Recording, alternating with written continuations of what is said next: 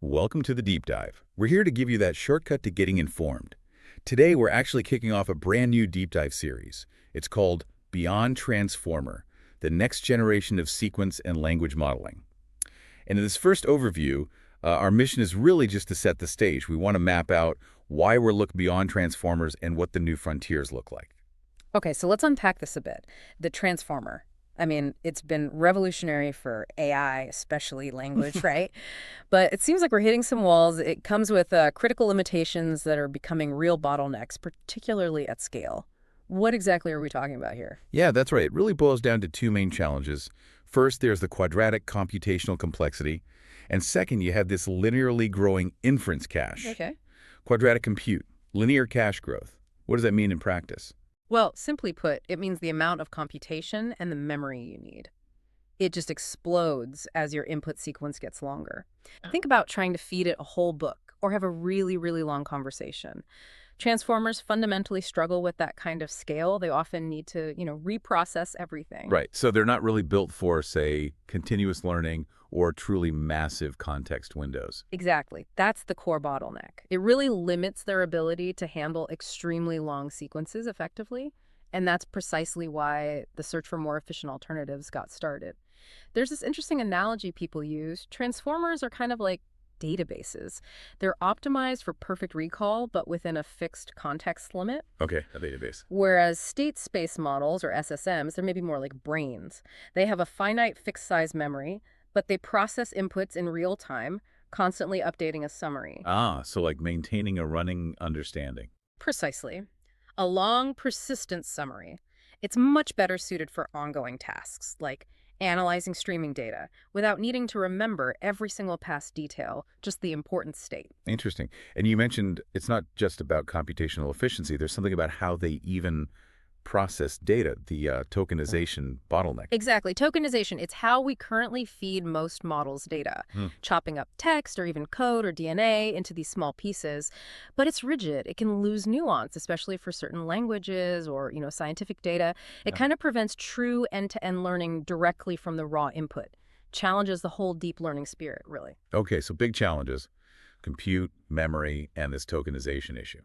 Where does the journey to fix this begin? Where do these next-gen models come from? Well, the series will trace this back. We start with the foundations of state space models. That leads us to the HiPPO framework.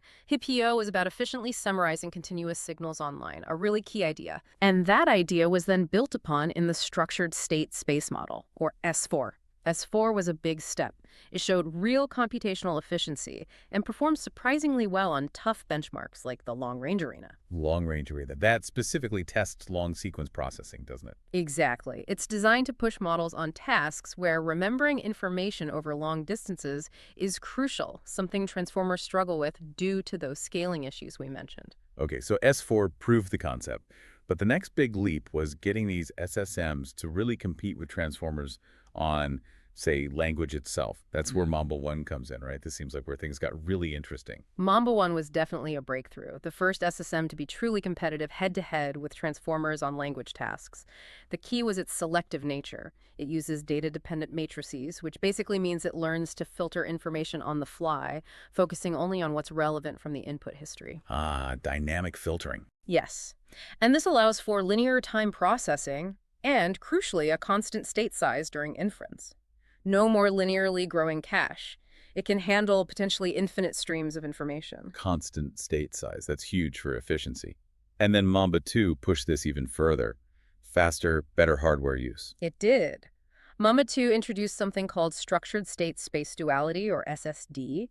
It cleverly reframes some SSMs as a type of causal linear attention. Okay, a technical refinement. What does that matter? Because it lets you use the matrix mixer framework. These are optimized algorithms that run much faster, like 2 to 8 times faster, really boosts practical performance. Got it. And we'll also touch on Hydra, a bidirectional version. That's right. Hydra extends Mamba for non-causal tasks, things like understanding a whole document at once for summarization. It uses something called a quasi-separable matrix mixer to look forwards and backwards in the sequence, achieving great results. So faster, better with long context, even bidirectional. But what about leveraging all the knowledge already captured in existing large transformer models? Good question. That brings us to Mohawk. It's a distillation framework. Distillation. like teaching a smaller model. Exactly. Transferring knowledge from huge pre-trained transformers into these more efficient subquadratic models, like one called Mamba.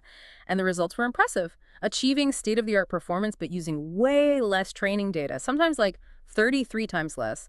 That makes powerful AI much more accessible. That is a game changer. Okay, and finally, circling back to that tokenization problem. Right, we confront that with HNets, hierarchical networks. These use a clever, data-dependent dynamic chunking mechanism. Instead of fixed tokens, they learn to group raw data bytes, audio samples, whatever, into meaningful units on the fly. Learning the units directly from data. Yes, it promises much better long context abilities and really a path towards genuinely end-to-end tokenizer-free AI, true multimodal models learning from raw inputs. Wow, okay. So putting it all together. Yeah. What's the big picture for you, the listener, in this series? It seems we'll be looking at how these two approaches, SSMs focusing on efficient compression and transformers powerful at recall, might actually converge, maybe into hybrid models. Potentially, yes. We'll explore how these new architectures tackle current engineering hurdles and how they might shape a future where AI systems learn directly from all sorts of raw data. It really sets up a fascinating journey. It does, and it raises a fundamental question we'll keep coming back to. As these architectures evolve, how might they fundamentally change how we even approach complex problems across all kinds of data? We really hope you'll join us for this exploration in the upcoming deep dives.